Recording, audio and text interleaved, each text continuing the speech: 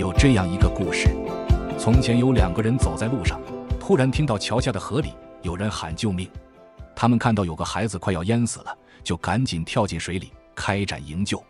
等到好不容易把这个孩子救上岸之后，奇怪的事情发生了，河里传来了另一个孩子的呼救声，他们只好又跳回河里救人。紧接着一个又一个孩子接连溺水，他们俩都已经筋疲力尽了。就在这时，其中有一个人上了岸，往远处走去。他的同伴感到很诧异，心想，人都救不过来了，要去哪儿？他说，我要到上游去，看看到底是谁把这些孩子扔进水里的。好，故事说到这，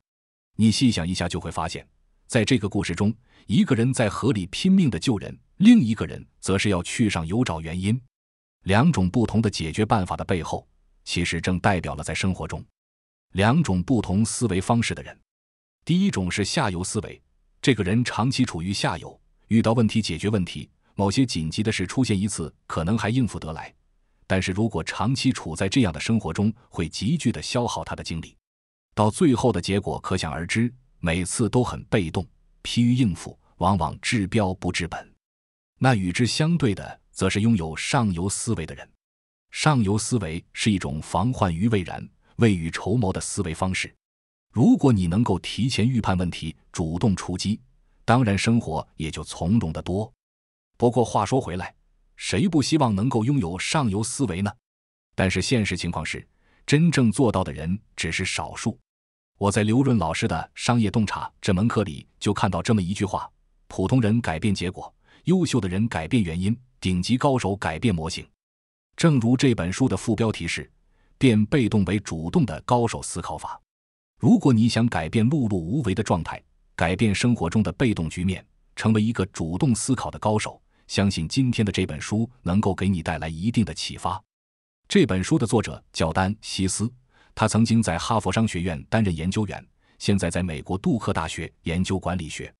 我估计很多朋友可能对丹·希斯这个名字并不陌生，他还有个哥哥叫齐普·希斯，他们兄弟俩都是组织行为学家，合著过很多畅销书，比如《决断力》《顺变》《强力瞬间》等。在今天的这本《上游思维》中，丹·希斯并没有提到很多艰深的理论，而是通过大量的案例研究，希望能够说服我们把更多的精力转移到上游。因为不管是在个人生活、组织管理还是国家发展等各个层面，我们不能仅仅停留在治标阶段，一次又一次的被动应对问题，而是应该真正谋求治本，改变规则，才能够真正改变局面。接下来，今天的解读我们就分为两个部分。第一部分，我们先来说说进行上游行动的难点在哪，是什么因素导致我们更倾向于被动应对，而不是主动干预呢？第二部分，我们再来说说，要想掌握上游思维，我们该怎么做呢？你好，欢迎来到意林读书，每天一本好书，带你踏上思维与财富的双重升级之旅。第一部分，进行上游行动的难点在哪？是什么因素导致我们更倾向于被动应对，而不是主动干预呢？好，我们先来回答第一个问题，到底是什么因素阻碍我们进行上游行动，会更倾向于被动应对？作者在这本书中归纳了在生活中常出现的3种情况，这3种情况促使我们沉迷于下游行动，却忘了原本可以逆流而上。第一种情况，如果要用一句话来概括，叫我现在没法处理那个问题。你想象一下，一个长期在河里救人的人，如果你告诉他先别救了，去上游看看到底出什么事了，他大概率会和你说，等等，我这边情况很紧急，暂时脱不开身啊。这就是大多数人的现状，因为工作生活中紧急的事实在是太多了，比如今天就是提交报告的最后一天了，比如我这会突然要接待一个客户，再比如最近家里管道漏水，我现在要找维修师傅等等。大量心理学研究表明，对眼下紧急事项的关注是人们思维的默认功能。但是作者提到，关键就在于，当人们疲于应付许多个问题的时候，他们就不再试图解决所有的问题了。他们的眼光会变得狭隘，缺乏长期规划，也不会对每个事情进行战略上的优先排序。结果自然是什么最紧急就先做什么。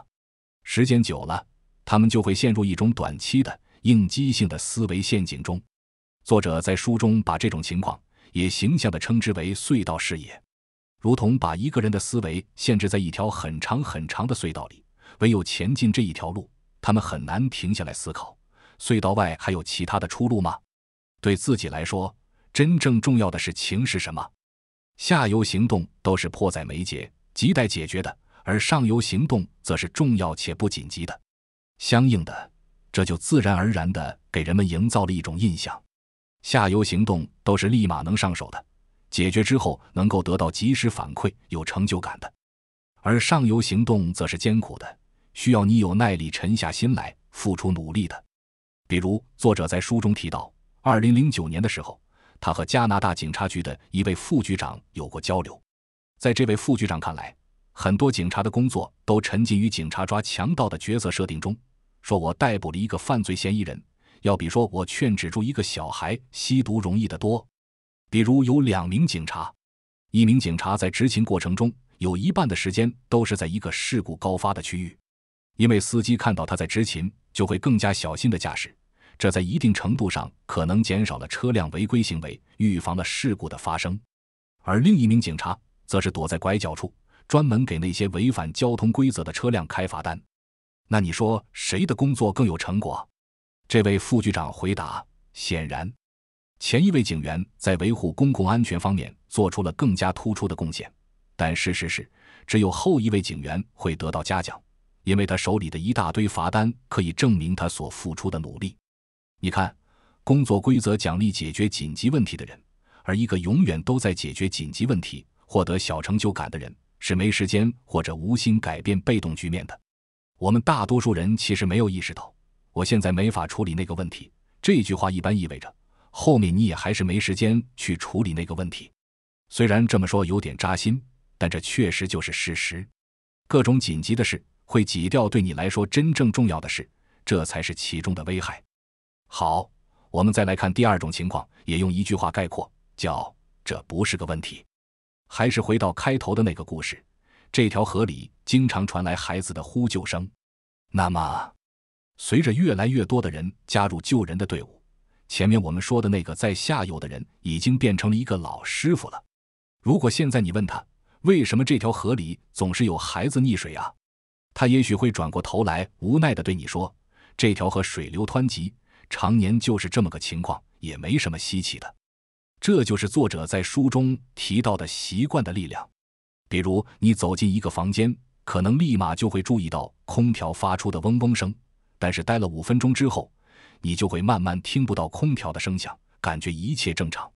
同样，如果我们长期处于某种不合理的规则之中，可能一开始你还会觉得奇怪，久而久之，你就会适应它的存在，甚至都不觉得它还是个问题，更不用说想着去上游看看了。马库斯·艾略特是一名医生兼体育教练。1999年，他刚刚加入一个橄榄球队的时候，看到的正是这幅景象。很多人都认为，橄榄球本身就是一项艰苦的运动，球员受伤是不可避免的，所以面对球队里有很多球员肌腱拉伤的情况，是没有人觉得奇怪的。还有人甚至认为，受伤才能代表你拼命努力了，如果没受伤，可能就是你没有努力。但是艾略特不这么看，他认为大多数的受伤事故都是因为训练不当造成的，所以在训练过程中，他会仔细研究每一位运动员，对他们进行力量测试，定制训练计划。而且他还会基于已有的数据，重点关注那些肌腱更容易受伤的球员。当然，在艾略特改变训练计划的这个过程中，阻力也是比较大的。不过在艾略特的带领下，球队的受伤事故由原先的22次降低到只有3次，在比赛中取得了更好的成绩。后来艾略特还成立了一家体育公司，专门评估和培训精英运动员。美国职业篮球联赛 NBA 中有超过一半的球员都接受过艾略特公司的运动分析，损伤预防科学在职业体育运动中也变得越来越流行。再比如1998年，如果你是一位在美国芝加哥市公立学校读书的高中生，那么你能够顺利毕业的概率和掷硬币正反面的概率差不多，大约是 52.4%。52.4% 是什么概念呢？相当于在公立学校整个庞大的体系中，36万多名学生中，大约有19万的学生无法毕业。接下来，要么就是去混社会，要么就是变成无业游民。这就是芝加哥当时的教育情况。作者采访一位中学校长的时候，他很无奈地说，基本上很长一段时间以来，人们都有一种观念，认为孩子上高中之后只有2种结果，出人头地或者是一塌糊涂。对于这些孩子来说，高中就是一锤定音的地方，如果没能顺利毕业，那肯定就是他们自己的错。没有人会质疑这一点。你看，人们长期处于不合理的环境或者是规则之中，就会变得适应，无法察觉到其中的问题所在。好，到这，我们算是说完了前2种情况。第一个叫我现在没法处理那个问题，第二个是这不是个问题。作者在书里提到的最后一种情况叫这不是我的问题，加了一个定语我的。什么意思呢？我们还是回到前面说的那个在河里救人的场景，那个去了上游的人最后幸运地找到了为什么孩子会溺水的问题。但是该如何采取行动呢？现实情况往往是问题比较复杂难处理，或者是思考一番之后，他评估这个问题好像也轮不到我来解决，最后上游行动处于停滞的状态，孩子溺水的现状依然没有改变。要知道，上游行动的难点就在于这是完全出于自愿的，并不是强制要求的。一般来说，下游行动出现问题了，责任是非常明确的，但是越往上游走，牵扯的人越多，问题的范围越大，基本上是没有明确的责任人的。这就会导致哪怕很多人都有能力解决问题，但是因为要规避风险，或是怕承担责任，又或是认为自己没有资格等各种原因，不愿意采取行动。比如说，在提高芝加哥市公立学校高中生毕业率这个问题上，很多人就认为自己只是区一个高中老师或者是校长，不要说有能力可以改变整个教育体系了，仅仅是做到了解很多孩子的家庭情况，他们也是力不从心的。再比如，易客行是一家全球在线旅游网站，他们在2012年的时候也遇到了这样一件麻烦事。客户体验团队负责人在检查数据的时候发现，有个数据非常不合理，那些在网站上预订了机票、酒店或者租车等服务的客户，基本上每100个人中有58个人要在预订结束后拨打客服热线寻求帮助。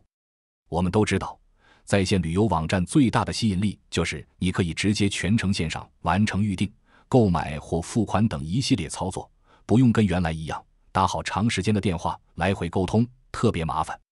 这个问题是怎么发生的呢？他们经过一番调研发现，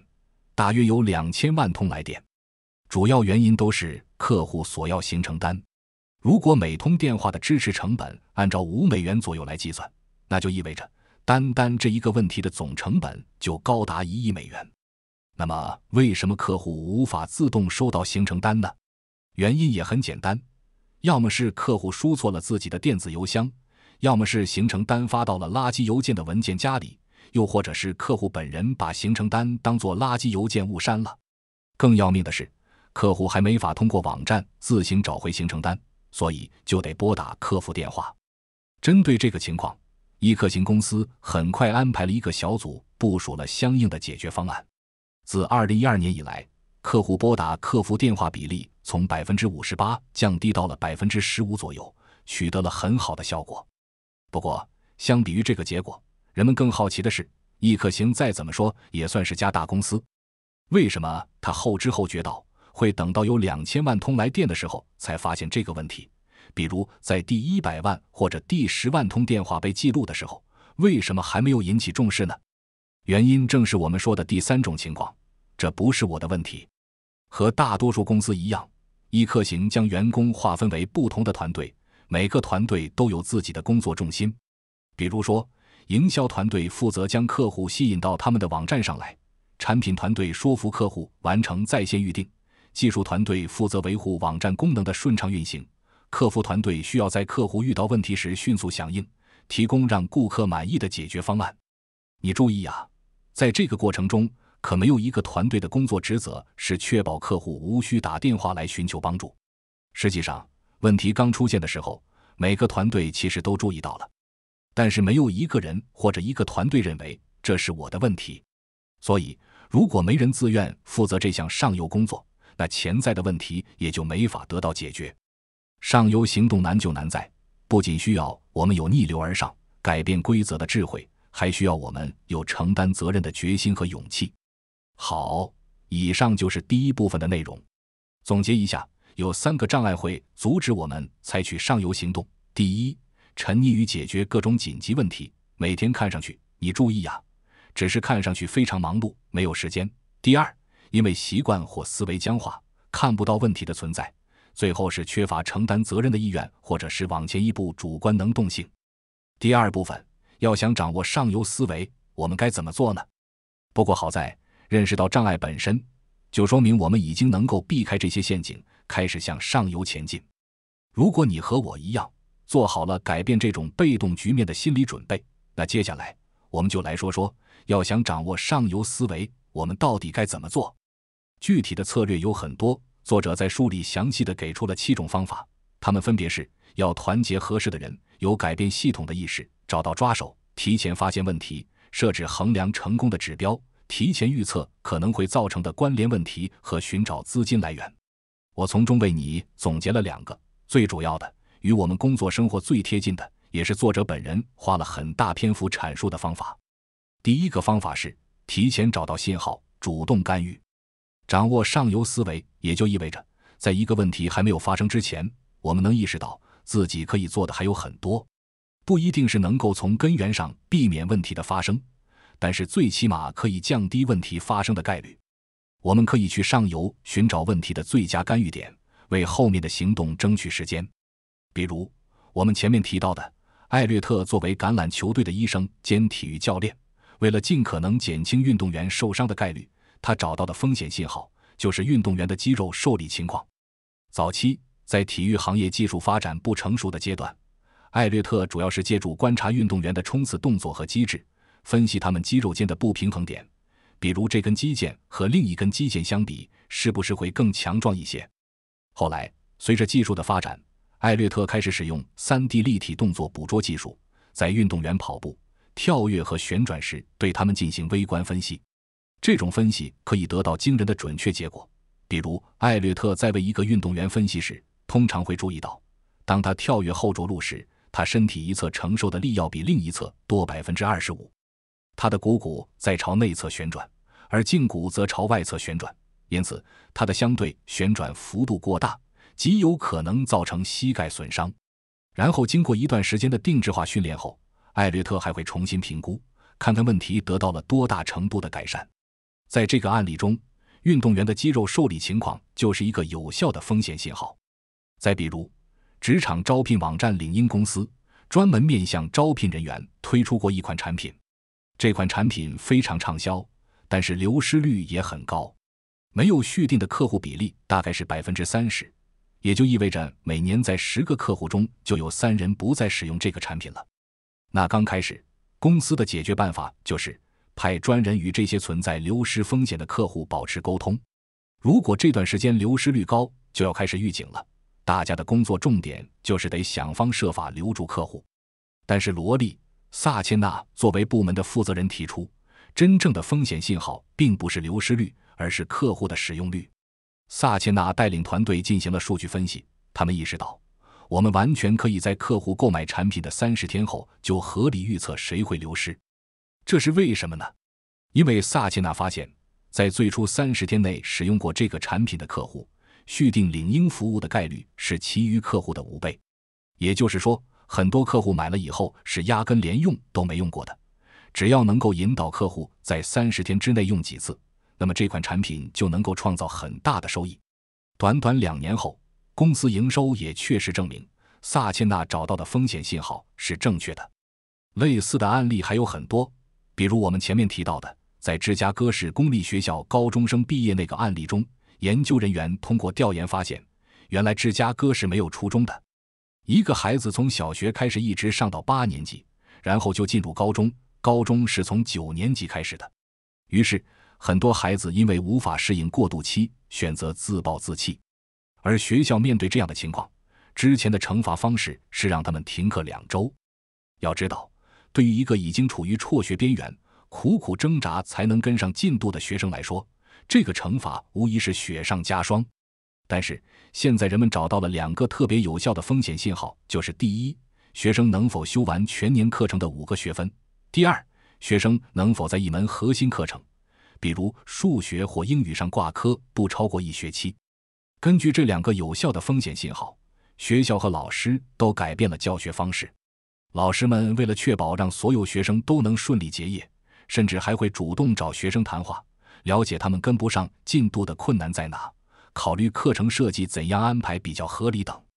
令人欣喜的是，2018年，在一系列上游措施和每个人的努力之下，芝加哥市公立学校的高中毕业率从 52.4% 增长到了 78%。他们挽救了几万名学生的前途，粗略估算下来，这场改革的价值有100多亿美元，而且这一价值还在持续增长中。你看，这就是提前找到信号，主动干预所带来的巨大收获。好，我们再来说第2个方法，正是系统的复杂性。也就是说，要想掌握上游思维，我们得学会在很多情况下能够从系统变化的角度来思考问题。在现实世界中，在几乎可以无限延伸的时间线上，上游只是一个和下游相对的概念。针对一个问题，我们可以在很多个时间节点进行干预。换句话说，上游并不是一个特定的目的地，而是我们逆流而上的一个大方向。举个例子，相比于溺水，套个救生圈是上游的解决办法，那相比于套个救生圈，学游泳又是更为上游的解决办法。你总可以进一步向上游推进，只不过越往上游，问题的范围越大，解决方案也会越复杂。尤其是在一些公共领域，如果你只考虑到某个局部问题，没有提前考虑到可能会造成的二阶效应，有可能出现按下葫芦浮起瓢，头痛医头，脚痛医脚的情况。这就是解决了某个局部问题，却关联引发了另一个问题，缺乏系统思考的表现。比如，为了保护环境，2014年，美国芝加哥市政府通过了一项法律，禁止商店提供一次性塑料袋。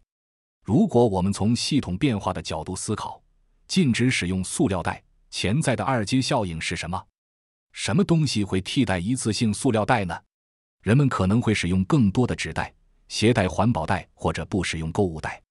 作者在书中也给出了一些学术研究结果，这些研究客观分析了几种不同材料的袋子对环境造成的影响。如果我们考虑到生产、运输、实际使用次数和其他各方面的因素，其实很难说我完全禁止人们使用一次性塑料袋，这项政策就是有利于环境保护的。那么在现实生活中，这些商店面对突如其来的禁令又是怎么做的呢？他们开始在收银台提供那种更厚的塑料袋，理由大概是顾客会重复使用这些更厚的塑料袋，但其实大多数顾客并不会这么做，所以反而更不利于环境保护。令人不解的是，2016年的时候，政府发现问题之后，又规定禁止使用这种更厚的塑料袋。结果，厨房垃圾袋的销量又开始飙升。而且在这过程中，有人认为，因为塑料袋的短缺更催化了流行病的传播。因为很多流浪汉习惯用塑料袋来处理代谢废物，但是禁止使用塑料袋之后，其他的替代品就没有那么卫生了，会导致病菌的传播，影响公共卫生。你看，一个塑料袋背后的公共政策牵扯到多方利益，设计起来是错综复杂的。正如作者在书中所说，在上游思维方面，我们还只是刚刚起步的新手。所以围绕正视系统的复杂性这个方法，除了需要提前预测二阶效应，作者也提醒我们要学会团结合适的人，找到抓手，然后摸着石头过河。这一系列动作都是在解决复杂问题所必备的。一项公共政策的颁布，一个上游问题的解决方案拟定，可以先弄小范围的试点，一点点地探讨哪些措施可行，哪些措施不可行，以及需要满足哪些条件。2017年，芝加哥市政府也是在一点点摸索之后才发现，商店可以提供纸袋和塑料袋几种选择，但是每个塑料袋需要额外多收7美分的税。采取这个方法其实是最有利于环境保护的。说到这，你发现没？所谓正视系统的复杂性，指的就是我们需要多花一些时间，整体地、关联地、动态地思考问题，而不仅仅局限于那个从一开始吸引我们的具体问题。好，到这，我就为你介绍完了2种掌握上游思维的具体方法：提前找到信号、主动干预和正视系统的复杂性。不过，我们前面提到的各种上游思维的案例，其实多多少少是和组织有关的，比如学校、企业和城市。那如果我只想把上游思维应用在自己的日常生活中，我该怎么做呢？作者在这本书的最后提到，其实上游思维既不高深也不复杂。有句话我们可能已经听过很多遍，但它仍然是真理：种一棵树最好的时间是20年前，其次是现在。哪怕我们只是在工作中比别人多想了一点，哪怕我们只是从今天开始跑步锻炼了，这都意味着我们建立了上游思维的意识，正在日拱一卒地向上游前进。总结，最后还想跟你聊聊我读完这本书之后一个最大的感悟。在我看来，其实上游思维不仅仅是一种防患于未然、未雨绸缪的思维方式，它更像是抛掉所有方法技巧之后，我们心里对这个世界的一点点愿力。正是这一点点愿力支撑着一位老师牺牲自己的休息时间为孩子解答疑问，正是这一点点愿力支撑着一位医生哪怕来不及吃饭也想要多看一位挂号病人，也正是这一点点愿力支撑着一位警察苦口婆心地和司机沟通，再三叮嘱他要注意安全。这个世界之所以能变得越来越好，离不开千千万万这样的人。他们是一帮振臂高呼争取更美好生活的人，他们是逆流而上的人，他们更是平凡日子里我们的英雄。正如作者在书中提出的希望是，当你离开这个世界的时候，请试着让它比你一开始认识的那个世界更美好一点点。好了，本期就到这里。如果您觉得我们的视频不错的话，欢迎点赞、订阅并转发给身边的朋友。我们下一期再见。